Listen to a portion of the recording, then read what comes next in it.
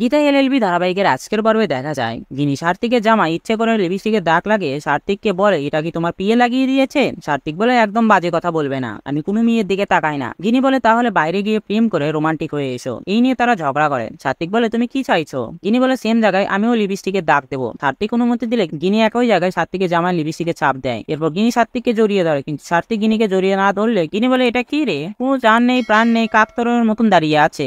এই নিয়ে তারা কথা বলে। সেই মুহূর্তে স্বস্তিকের বোনেরা ঘরে এসে তাদেরকে বলে প্রেম জমে গেছে, এবার বাড়ির সবাইকে গিয়ে খবরটা বলে দেই। এ বলে সেখান থেকে চলে যায়। এরপর সেই কথা স্বস্তিককে এসে বলে, আর স্বস্তিক গিনিকে ফোন করে। গিনি স্বস্তিকের সাথে কথা বলে সার্থিকে জেলাস ফিল করে আর বলে তোমাকে কে ফোন করেছে। গিনি বলে আমাকে সবাই ফোন করতে পারে, কিন্তু আমার বর ফোন করতে পারে না। এই বলে সেই সেখান থেকে চলে যায়। তারপর সার্থিক আয়নার সামনে দাঁড়িয়ে গিনি তার জামায় লিপস্টিকের ছাপ দিয়েছে সেটা দেখে হাসতে থাকে। গিনি আর সার্থিকের বোনেরা আড়াল থেকে সেটা দেখে। ওদিকে অভিজিৎ মুখার্জি গীতাকে বলে এত রাতে তুমি কেস স্টাডি করছো, তোমাকে তো বলছি এই কেসটা নিয়ে বেশি মাথা ঘামাতে না। কিন্তু গীতা অভিজিৎ মুখার্জির কোনো কথা শোনে না, সে কেসটা লড়বে, সে জেদ করতে থাকে। এই সময় পদ্মা এসে গীতাকে বলে এই কেসটা নিয়ে তোমার মাথা ঘামাতে হবে না, সামনে মেঘ দিদির বিয়ে আর কৃপান্ত থ্রেট করেছে, এই নিয়ে সমস্যা হতে পারে। গীতা বলে আমি যখন তোর হাতটা ধরেছিলাম আমাদের বাড়িতে রেখেছিলাম তখন তো বলিসনি এই নিয়ে সমস্যা হতে পারে। যখন আমি তোকে বিচার পাইয়ে দেওয়ার জন্য কোর্টে চিৎকার করছিলাম তখন তো তুই বলিসনি যে সমস্যা হতে পারে। তুই যেই পরিবারে নুন খেয়েছিস তোর তো একটা কর্তব্য আছে, তাহলে তুই কেন বলিসনি। তো বন্ধুরা ভিডিওটি কেমন লাগলো কমেন্ট করে জানাও, আর এমন গসিপসে আপডেট পেতে আমাদের চ্যানেলটি সাবস্ক্রাইব করুন।